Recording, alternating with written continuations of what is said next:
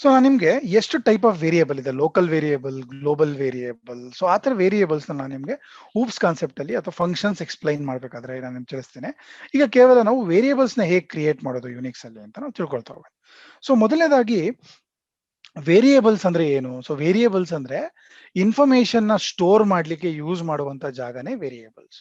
ಯಾವ್ದಾದ್ರು ಇನ್ಫಾರ್ಮೇಶನ್ ಆಗ್ಬೋದು, like string ಆಗ್ಬೋದು, ಒಂದು ಡೇಟ್ ನ ಸ್ಟೋರ್ ಮಾಡ್ಲಿಕ್ಕೆ ಇರ್ಬೋದು, ಅಥವಾ ಯಾವುದೋ ಒಂದು ಬೈನರಿ ಇನ್ಫಾರ್ಮೇಶನ್ ಸ್ಟೋರ್ ಮಾಡ್ಲಿಕ್ಕೆ ಇರ್ಬೋದು, ಅಥವಾ ಬೂಲಿಯನ್ ಇನ್ಫಾರ್ಮೇಶನ್ ಸ್ಟೋರ್ ಮಾಡ್ಲಿಕ್ಕೆ ಇರ್ಬೋದು, ಅಥವಾ ನಿಮ್ಮ ನಂಬರ್ಸ್, ನಾರ್ಮಲ್ ನಂಬರ್ಸ್ ಅಥವಾ ಕಾಂಪ್ಲೆಕ್ಸ್ ನಂಬರ್ ಸ್ಟೋರ್ ಮಾಡ್ಲಿಕ್ಕೆ ಇರ್ಬೋದು. ಸೊ ಯಾವುದೇ ಇನ್ಫಾರ್ಮೇಶನ್ ನೀವು ಪ್ರೋಗ್ರಾಮ್ ಅಲ್ಲಿ ಸ್ಟೋರ್ ಮಾಡ್ಲಿಕ್ಕೆ, ಅದನ್ನ ಲೇಟರ್ ನೀವು ಅದನ್ನ ಯೂಸ್ ಮಾಡ್ಲಿಕ್ಕೆ ಇರುವಂತದ್ದೇ ವೇರಿಯೇಬಲ್. ಸೊ ಯುನಿಕ್ಸ್ ಪೈಥಾನ್ ಅಲ್ಲಿ ವೇರಿಯೇಬಲ್ಸ್ ನ ಕ್ರಿಯೇಟ್ ಮಾಡೋದು ತುಂಬಾ ಈಸಿ. ಸೊ ಹೇಗೆ ಕ್ರಿಯೇಟ್ ಮಾಡ್ತೀರಾ? ನಾನು ನಿಮ್ಗೆ ಇಲ್ಲಿ ಒಂದು ಎಕ್ಸಾಂಪಲ್ ತೋರಿಸ್ತಾ ಹೋಗ್ತೇನೆ. ಸೊ ವ್ಯಾರ್ ಒನ್ ಅಂತ ನಾನು ಒಂದು ವೇರಿಯೇಬಲ್ ಕ್ರಿಯೇಟ್ ಮಾಡ್ತೇನೆ. ಸೊ ಯುನಿಕ್ಸ್ ಅಲ್ಲಿ ಸೊ ಪೈಥಾನ್ ಅಲ್ಲಿ ನೀವು ಯಾವುದೇ ಡೇಟಾ ಟೈಪ್ ನ ನೀವು ವೇರಿಯೇಬಲ್ ಕ್ರಿಯೇಟ್ ಮಾಡಬೇಕಾದ್ರೆ ನೀವು ಮೆನ್ಷನ್ ಮಾಡೋ ಅವಶ್ಯಕತೆ ಇಲ್ಲ. ಏನಾಗುತ್ತೆ ಇಲ್ಲಿ, ಮತ್ತೆ ಅದ್ರ ಜೊತೆಗೆ ಪೈಥಾನ್ ಅಲ್ಲಿ ನೀವು ಎಲ್ಲೂ ಮೊದಲು ವೇರಿಯೇಬಲ್ ನ ಡಿಕ್ಲೇರ್ ಮಾಡಿ ನಂತರ ಅದನ್ನ ಯೂಸ್ ಮಾಡೋ ಅವಶ್ಯಕತೆ ಇಲ್ಲ. ಸೊ ಡೈರೆಕ್ಟ್ ಆಗಿ ನೀವು ವೇರಿಯೇಬಲ್ ಕ್ರಿಯೇಟ್ ಮಾಡೋ ಟೈಮ್ ಅಲ್ಲೇ ನೀವು ವ್ಯಾಲ್ಯೂನ ಅಸೈನ್ ಮಾಡ್ಬೋದು. ಫಾರ್ ಎಕ್ಸಾಂಪಲ್ ನಾನಿಲ್ಲಿ ಮೈಕ್ರೋ ಡಿಗ್ರಿ ಅಂತ ನಾನು ನಿಮ್ಗೆ ಅಸೈನ್ ಮಾಡ್ತಿದ್ದೇನೆ. ಸೊ ಇಲ್ಲಿ ಏನಾಗ್ತಿದೆ, ನಾನು ವೇರಿಯೇಬಲ್ ನ at A time value assign ಮಾಡೋ ಟೈಮ್ ಅಲ್ಲೇ ನಾನು ಕ್ರಿಯೇಟ್ ಮಾಡ್ತೇನೆ, ಮತ್ತೆ ಯಾವುದೇ ಡೇಟಾ ಟೈಪ್ ನ ನಾನಿಲ್ಲಿ ಮೆನ್ಷನ್ ಮಾಡಲ್ಲ. ಸೊ ಈ ತರ ನಾವು ಯುನಿಕ್ಸ್ ಅಲ್ಲಿ ವೇರಿಯೇಬಲ್ ನ ನಾವು ಕ್ರಿಯೇಟ್ ಮಾಡ್ತೇವೆ. ಸೊ ನಾನು ಇದನ್ನ ವೇರಿಯೇಬಲ್ ನ ಜಸ್ಟ್ ಕ್ರಿಯೇಟ್ ಮಾಡಿ ರನ್ ಮಾಡ್ತಿದ್ದೇನೆ. ಸೊ ನೀವು ನೋಡ್ಬೋದು, ನಾನು ಈಗ ಪ್ರೋಗ್ರಾಮ್ ರನ್ ಮಾಡಿದೆ, ಆದ್ರೆ ಈ ವೇರಿಯೇಬಲ್ ಅಲ್ಲಿ ಏನ್ ಡೇಟಾ ಇದೆ ಅಂತ ಇಲ್ಲಿ ಪ್ರಿಂಟ್ ಆಗ್ತಿಲ್ಲ. ಬಿಕಾಸ್ ನೀವು ಬರ್ದಿರೋ ಪ್ರೋಗ್ರಾಮ್ ಕೇವಲ ಈ ಮೈಕ್ರೋ ಡಿಗ್ರಿ ಅನ್ನೋ ಸ್ಟ್ರಿಂಗು ಈ ವೇರಿಯೇಬಲ್ ಗೆ ಅಸೈನ್ ಆಗ್ತಿದೆ ಅಷ್ಟೇ. ಈ ವೇರಿಯೇಬಲ್ ಅಲ್ಲಿ ಏನಿದೆ ವ್ಯಾಲ್ಯೂ ಅಂತ ತಿಳ್ಕೊಳ್ಳಿಕ್ಕೆ ಬೇಕಾದ್ರೆ ನಾವು ಪ್ರಿಂಟ್ ಕಮಾಂಡ್ ಯೂಸ್ ಮಾಡಿ ನಾವು ವೇರಿಯೇಬಲ್ ನ ನಾವು ಪ್ರಿಂಟ್ ಮಾಡ್ಬೋದು. ಸೊ ನಾನು ಇಲ್ಲಿ ಪ್ರಿಂಟ್ ಮಾಡ್ತಿದ್ದೇನೆ. ಸೊ ಈಗ ನೋಡ್ಬೋದು ನೀವು ಈ ವೇರಿಯೇಬಲ್ ಇರೋ ವ್ಯಾಲ್ಯೂ ನಿಮ್ಗೆ ಪ್ರಿಂಟ್ ಆಗ್ತದೆ. ಆಯ್ತಾ? ಸೊ ಇದು ಯಾವ ಟೈಪ್ ಆಫ್ ಡೇಟಾ ಟೈಪ್ ಇಲ್ಲಿ ಸ್ಟೋರ್ ಆಗಿದೆ ಅಂತ ತಿಳ್ಕೋಬೇಕು ಅಂದ್ರೆ ನಾವು ಒಂದು ಕಮಾಂಡ್ ಯೂಸ್ ಮಾಡ್ಬೋದು, type of where one. So type of where one ಅಂದ್ರೆ ಏನು? ಇದು ಯಾವ ಡೇಟಾ ಟೈಪ್ ಅಂತ ನಿಮ್ಗೆ ತೋರಿಸುತ್ತೆ. ಸೊ ಹಾಗಾದ್ರೆ just type of where one ಅಂತ ನಾನು ರನ್ ಮಾಡಿದ್ರೆ ಹೇಗೆ ರನ್ ಆಗುತ್ತೆ ಪ್ರೋಗ್ರಾಮ್? ಸೊ ನನ್ಗೆ ಏನು ಪ್ರಿಂಟ್ ಆಗಲ್ಲ. ಸೊ ಕೇವಲ ನನ್ಗೆ ಈ ಪ್ರಿಂಟ್ ವೇರಿಯೇಬಲ್ ಒನ್ ಮಾತ್ರ ಪ್ರಿಂಟ್ ಆಗ್ತಿದೆ. ಸೊ ನಾನು ಏನ್ ಮಾಡ್ಬೇಕಿಲ್ಲಿ, ಇದ್ರ ಒಳಗಡೆ ನಾನು ಪ್ರಿಂಟ್ ಆಗ್ತೇನೆ. ಸೊ ನೀವು ಇಲ್ಲಿ ಅಬ್ಸರ್ವ್ ಮಾಡಬೇಕು, ಒಂದು ಕೀವರ್ಡ್ ಜೊತೆ ಇನ್ನೊಂದು ಕೀವರ್ಡ್ ನ ನಾನು ಮಿಕ್ಸ್ ಮಾಡಿ ಯೂಸ್ ಮಾಡ್ತಿದ್ದೇನೆ. ಸೊ ಏನ್ ಮಾಡ್ತಿದ್ದೇನೆ, ಮೊದಲು ವೇರಿಯೇಬಲ್ ಕ್ರಿಯೇಟ್ ಮಾಡಿದ್ದೇನೆ, ಅದನ್ನ ನಾನು ಪ್ರಿಂಟ್ ಒಳಗಡೆ ಪಾಸ್ ಮಾಡ್ತಿದ್ದೇನೆ. ಸೊ ನೀವು ಪ್ರೋಗ್ರಾಮಿಂಗ್ ಅಲ್ಲಿ ಅರ್ಥ ಮಾಡ್ಕೊಳ್ಳಿ, ತುಂಬಾ ಈಗ ತಾನೇ ಪ್ರೋಗ್ರಾಮ್ ಸ್ಟಾರ್ಟ್ ಮಾಡ್ತಿರೋರು, ನಾವು ಒಂದು ಕೀವರ್ಡ್ ಜೊತೆ ಇನ್ನೊಂದು ಕೀವರ್ಡ್ ನ ಮಿಕ್ಸ್ ಮಾಡಿ ಯೂಸ್ ಮಾಡ್ತೇವೆ ಬೇಸ್ಡ್ ಆನ್ ರಿಕ್ವೈರ್ಮೆಂಟ್. ಸೊ ಇಲ್ಲಿ ನಾನು ವ್ಯಾರ್ ಒನ್ ನ ವೇರಿಯೇಬಲ್ ನಾನು ಪ್ರಿಂಟ್ ಒಳಗಡೆ ಪಾಸ್ ಮಾಡಿ ಪ್ರಿಂಟ್ ಮಾಡ್ತಿದ್ದೇನೆ. ಅದೇ ತರ ಟೈಪ್ ಆಫ್ ವ್ಯಾರ್ ಒನ್ ಅನ್ನೋದು ಇದು ವೇರಿಯೇಬಲ್ ಯಾವ ತರದ ಡೇಟಾನ ಸ್ಟೋರ್ ಮಾಡ್ತಿದೆ ಅಂತ ಐಡೆಂಟಿಫೈ ಮಾಡ್ಲಿಕ್ಕೆ ನಾವು ಟೈಪ್ ಅನ್ನೋ ಕೀವರ್ಡ್ ನ ಯೂಸ್ ಮಾಡ್ತೇವೆ. ಅದನ್ನ ನಾನು ಟೈಪ್ ಆಫ್ ವ್ಯಾರ್ ಒನ್ ಅಂದ್ರೆ ಅದು ಅದನ್ನ ಎಕ್ಸ್ಟ್ರಾಕ್ಟ್ ಮಾಡುತ್ತೆ ಇನ್ಫಾರ್ಮೇಶನ್. ಬಟ್ ಅದು ನಮ್ಗೆ ಪ್ರಿಂಟ್ ಆಗ್ಲಿಬೇಕು ಅಂದ್ರೆ ನಾನು ಅದರಿಂದ ಬರೋ ಔಟ್ಪುಟ್ ನ ಪ್ರಿಂಟ್ ಒಳಗಡೆ ಪಾಸ್ ಮಾಡ್ತಿದ್ದೇನೆ.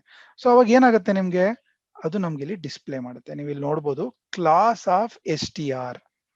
STR ಅಂದ್ರೆ ಸ್ಟ್ರಿಂಗ್.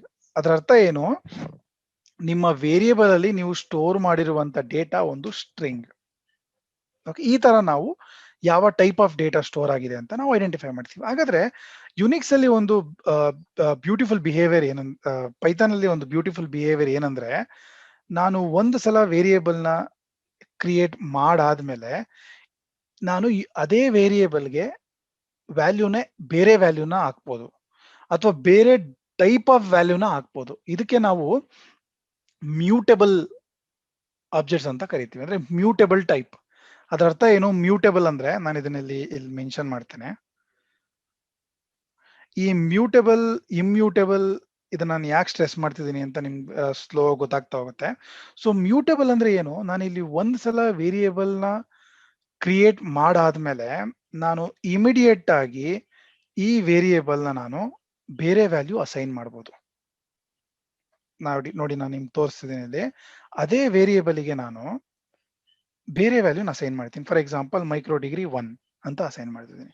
ಸೊ ಏನಾಗ್ತಿದೆ, ಇಲ್ಲಿ ನಾನೀಗ ನಿಮ್ಗೆ ರನ್ ಮಾಡಿ ಮತ್ತೆ ಪ್ರಿಂಟ್ ಯೂಸ್ ಮಾಡಿ ಮತ್ತೆ ಪ್ರಿಂಟ್ ಮಾಡಿ ನಿಮ್ಗೆ ತೋರಿಸ್ತೇನೆ.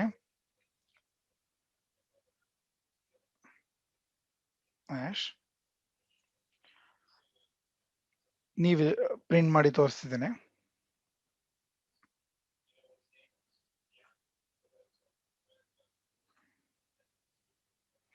ಇಲ್ಲಿ ನೋಡಿ, ಮೊದಲನೇ ಸಲ ವೇರಿಯೇಬಲ್ಗೆ ಮೈಕ್ರೋಡಿಗ್ರಿ ಅನ್ನೋ ವ್ಯಾಲ್ಯೂ ಅಸೈನ್ ಆಗಿದೆ. ಮತ್ತೆ ಸೆಕೆಂಡ್ ಟೈಮ್ ಅದೇ ವೇರಿಯೇಬಲ್ಗೆ ನಾನು ಬೇರೆ ವ್ಯಾಲ್ಯೂ ಅಸೈನ್ ಮಾಡಿದ್ದೀನಿ. ಇದಕ್ಕೆ ನಾವು ಮ್ಯೂಟಬಿಲಿಟಿ ಅಂತೀವಿ. ಅಂದ್ರೆ ನಾವು ಯಾವ್ದಾದ್ರು ವೇರಿಯೇಬಲ್ ವ್ಯಾಲ್ಯೂಸ್ನ ಅದ ಆಬ್ಜೆಕ್ಟ್ಸ್ನ ನಾವು ಅಪ್ಡೇಟ್ ಮಾಡ್ಬೋದು, ಎಡಿಟ್ ಮಾಡ್ಬೋದು ಅನ್ನೋ ಪರ್ಮಿಷನ್ ನಮ್ಗಿದೆ ಅಂದ್ರೆ ಅದನ್ನ ನಾವು ಮ್ಯೂಟೇಬಲ್ ಆಬ್ಜೆಕ್ಟ್ಸ್ ಅಂತ ಕರಿತೀವಿ. ಸೊ ಪೈಥಾನ್ ವೇರಿಯೇಬಲ್ ಒಂದು ಮ್ಯೂಟಬಲ್ ಆಬ್ಜೆಕ್ಟ್, ಅಂದ್ರೆ ಪೈಥಾನ್ ಸ್ಟ್ರಿಂಗ್ ವೇರಿಯೇಬಲ್ ಒಂದು ಮ್ಯೂಟಬಲ್ ಆಬ್ಜೆಕ್ಟ್. ನಾನು ವ್ಯಾಲ್ಯೂನ ಅಪ್ಡೇಟ್ ಮಾಡ್ಬೋದು. ಅದೇ ತರ ಇನ್ನೊಂದು ಬಿಹೇವಿಯರ್ ಏನಿದೆ ಪೈಥಾನ್ ಅಲ್ಲಿ, data type can be changed. So data type can be changed ಅಂದ್ರೆ ನಾನಿಲ್ಲಿ ಈ ವೇರಿಯೇಬಲ್ಗೆ ಸ್ಟ್ರಿಂಗ್ ಅಸೈನ್ ಮಾಡಿದ್ದೇನೆ, ಮತ್ತೆ ಸೆಕೆಂಡ್ ಟೈಮ್ ಅಲ್ಲೂ ನಾನು ಸ್ಟ್ರಿಂಗ್ ಇಂದ ಅಪ್ಡೇಟ್ ಮಾಡ್ತಿದ್ದೀನಿ. ನಾನು ಇದೇ ವೇರಿಯೇಬಲ್ಗೆ ನೆಕ್ಸ್ಟ್ ನಂಬರ್ನ ಅಸೈನ್ ಮಾಡ್ಬೋದು. ಸೊ var1 ಈಕ್ವಲ್ ಟು 10 ಅಥವಾ 12. ಸೊ ಈಗ ಏನಾಗ್ತಿದೆ, ನೀವು ಸ್ಲೋ ಆಗಿ ಅಬ್ಸರ್ವ್ ಮಾಡಿ. ನಾನು ಮತ್ತಿದೇ ಟೈಪ್ ಕಮಾಂಡ್ ನ ಯೂಸ್ ಮಾಡಿ ನಿಮ್ಗೆ ಯಾವ ಡೇಟಾ ಟೈಪ್ ಅಂತ ನಾನು ನಿಮ್ಗೆ ತೋರಿಸ್ತೇನೆ. ಸೊ ನಾನು ಇಲ್ಲಿ ನಿಮ್ಗೆ ಇಲ್ಲೂ ಕೂಡ ಯಾವ ಡೇಟಾ ಟೈಪ್ ಪ್ರಿಂಟ್ ಆಗ್ತಿದೆ ಅಂತ ನಾನು ನಿಮ್ಗೆ ಇಲ್ಲಿ ತೋರಿಸ್ತೇನೆ. ಸೊ ಈಗ ನಾವು ರನ್ ಮಾಡ್ತಾ ಹೋಗೋಣ. ಇದು ನೋಡಿ, ನಾನು ಪ್ರೋಗ್ರಾಮ್ ರನ್ ಮಾಡ್ತಿದ್ದೇನೆ. ಸೊ ಏನಾಯ್ತು ಇಲ್ಲಿ, ಮೊದಲನೇ ಸಲ ನೀವು ವ್ಯಾಲ್ಯೂನ ಅಸೈನ್ ಮಾಡಿದಾಗ ಅದು ಯಾವ ಡೇಟಾ ಟೈಪ್ ಆಗಿತ್ತು, ಸ್ಟ್ರಿಂಗ್ ಆಗಿತ್ತು. ಮತ್ತೆ ಎರಡನೇ ಸಲ ನೀವು ವ್ಯಾಲ್ಯೂನ ಅಪ್ಡೇಟ್ ಮಾಡಿದಾಗ ಅದು ಯಾವ ಡೇಟಾ ಟೈಪ್ ಆಗಿತ್ತು, ಸ್ಟಿಲ್ ಸ್ಟ್ರಿಂಗ್ ಆಗಿತ್ತು. ಬಟ್ ಅದೇ ವೇರಿಯೇಬಲ್ ನಾನು ಇವಾಗ ಇಂಟೀಜರಿಗೆ ಚೇಂಜ್ ಮಾಡಿದ್ದೇನೆ. ಮತ್ತೆ ವ್ಯಾಲ್ಯೂನ 12 ಮಾಡಿದ್ದೇನೆ. ಸೊ ಪೈಥಾನ್ ಅಲ್ಲಿ ಇರುವಂತ ಇದು ಸ್ಪೆಷಲಿಸ್ಟ್ ಬಿಹೇವಿಯರ್. ಸೊ ನಾನು ಒಂದು ಡೇಟಾ ಟೈಪ್ ಇಂದ ಇನ್ನೊಂದು ಡೇಟಾ ಟೈಪ್ಗೆ ವೇರಿಯೇಬಲ್ ನ ಈಸಿಯಾಗಿ ಚೇಂಜ್ ಮಾಡ್ಬೋದು. ಅದು ಯಾವುದೇ ಕ್ಯಾಸ್ಟಿಂಗ್ ಎರರ್ನ ಕೊಡೋದಿಲ್ಲ. ಸೊ ಇದು ಒಂದು ಸ್ಪೆಷಲ್ ಬಿಹೇವಿಯರ್. ಆದ್ರೆ ನೀವು ಬೇರೆ ಲ್ಯಾಂಗ್ವೇಜ್ ಅಲ್ಲಿ ಏನಾಗುತ್ತೆ, ಇದು ಹೇಗೆ ಅಚೀವ್ ಆಗುತ್ತೆ, ಯಾಕೆ ಈ ತರ ವರ್ಕ್ ಆಗುತ್ತೆ ಪೈಥಾನ್, ನೀವು ಇಲ್ಲಿ ನೋಡಿರ್ಬೋದು. ನಾನಿಲ್ಲಿ ವೇರಿಯೇಬಲ್ ನ ಮೊದಲನೇ ಸಲ ಡಿಕ್ಲೇರ್ ಮಾಡ್ಬೇಕಾದ್ರೆ ಇಲ್ಲಿ ನಾನು ಯಾವುದೇ ಡೇಟಾ ಟೈಪ್ ನ ನಾನು ಸ್ಪೆಸಿಫೈ ಮಾಡಿಲ್ಲ. ಅಂದ್ರೆ ಇದು ಟೈಟ್ಲಿ ಕಪಲ್ಡ್ ಅಥವಾ ಟೈಟ್ಲಿ ಬೌಂಡೆಡ್ ಅಲ್ಲ. ಅಂದ್ರೆ ನಾನು ಈ ವೇರಿಯೇಬಲ್ಗೆ ಫ್ರೀಡಮ್ ಕೊಟ್ಟಿದ್ದೀನಿ. ಇದು ಯಾವುದೇ ಡೇಟಾ ಟೈಪ್ ನ ಇದು ರೆಸ್ಟ್ರಿಕ್ಟ್ ಮಾಡಲ್ಲ. ಯಾವ ಡೇಟಾ ಟೈಪ್ ನು ಕೂಡ ಬೇಕಾದ್ರೆ ಇದು ಅಕ್ಸೆಪ್ಟ್ ಮಾಡುತ್ತೆ. ಇದನ್ನ ನಾವು ಪೈಥಾನ್ ಅಲ್ಲಿ ಈ ತರ ನಾವು ಅಚೀವ್ ಮಾಡ್ತೇವೆ. ಸೊ ಹೀಗೆ ನಾವು ಒಂದು ವೇರಿಯೇಬಲ್ ಇಂದ ಒಂದು ವ್ಯಾಲ್ಯೂ ಇಂದ ಇನ್ನೊಂದು ವ್ಯಾಲ್ಯೂನ ನಾವು ಅಪ್ಡೇಟ್ ಮಾಡ್ಬೋದು. ಅದೇ ತರ ನೀವು ಪ್ರಿಂಟ್ ಮಾಡ್ಬೇಕಾದ್ರೆ ನೀವೇನಾದ್ರೂ ಅಡಿಷನಲ್ ಇನ್ಫಾರ್ಮೇಶನ್ ಡಿಸ್ಪ್ಲೇ ಮಾಡಬೇಕು ಅಂದ್ರೆ, ಫಾರ್ ಎಕ್ಸಾಂಪಲ್ ಇಲ್ಲಿ ಪ್ರಿಂಟ್ ಮಾಡ್ತಿದ್ದೀರಾ, ಇಲ್ಲಿ ನಾನು ಪ್ರಿಂಟ್ ಜೊತೆ ನಾನು ಈ ಕನ್ಕ್ಯಾಟಿನೇಷನ್ ಆಪರೇಟರ್, ಈ ಪ್ಲಸ್ ಅನ್ನೋದನ್ನ ನಾವು ಕನ್ಕ್ಯಾಟಿನೇಷನ್ ಆಪರೇಟರ್ ಅಂತ ಕರಿತೀವಿ. ಇದನ್ನ ಯೂಸ್ ಮಾಡ್ಕೊಂಡು ನಾನು ಇನ್ನೊಂದು ಮೆಸೇಜ್ ನಾನು ಪ್ರಿಂಟ್ ಮಾಡ್ಬೋದು. ಇಲ್ಲಿ ನೋಡಿ, data type of variable var1 is. ಇಲ್ಲಿ ನೋಡಿ ನಾನು ಹೇಗೆ ಮೆಸೇಜ್ ನ ಮೀನಿಂಗ್ಫುಲ್ ಆಗಿ ಇಲ್ಲಿ ನಾನು ಟೈಪ್ ಮಾಡ್ತಿದ್ದೇನೆ ಅಂತ. ಸೊ ಹೀಗೆ ನಾನು ಪ್ರಿಂಟ್ ಒಳಗಡೆ ಸ್ಟ್ರಿಂಗ್ ಮತ್ತು ಫಂಕ್ಷನ್ ಇಂದ ಬರ್ತಿರೋ ಔಟ್ಪುಟ್ ಎರಡನ್ನೂ ನಾನು ಈ ಕನ್ಕ್ಯಾಟಿನೇಷನ್ ಆಪರೇಟರ್ ಇಂದ ಕಂಬೈನ್ ಮಾಡ್ಬೋದು. ಈಗ ನಾನು ರನ್ ಮಾಡ್ತಿದ್ದೇನೆ, ನೀವು ಇಲ್ಲಿ ನೋಡ್ಬೋದು.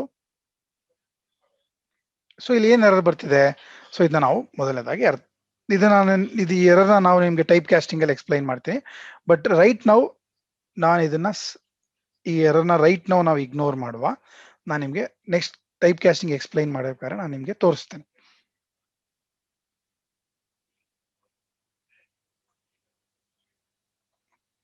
ಈಗ ಜಸ್ಟ್ ನಾನು ನಿಮ್ಗೆ ಏನು ಎಕ್ಸ್ಪ್ಲೈನ್ ಮಾಡಿದೆ, ನಾನೇ ಫಿಕ್ಸ್ ಮಾಡಿ ರನ್ ಮಾಡ್ತೇನೆ. ಬಟ್ ನಿಮ್ಗೆ ನಾನು ತೋರಿಸ್ತೇನೆ ಹೇಗೆ ವರ್ಕ್ ಆಗುತ್ತೆ ಅಂತ. ಸೊ ಇದ್ರ ಅರ್ಥ ಏನು, ನಾವು ಪ್ರಿಂಟ್ ಯಾವ್ದಾದ್ರು ವೇರಿಯೇಬಲ್ ನ ಯಾವ್ದಾದ್ರು ಸ್ಟ್ರಿಂಗ್ ಜೊತೆ ನಾವು ಪ್ಲಸ್ ಮುಖಾಂತರ ಕನ್ಕ್ಯಾಟಿನೇಟ್ ಮಾಡ್ಬೋದು.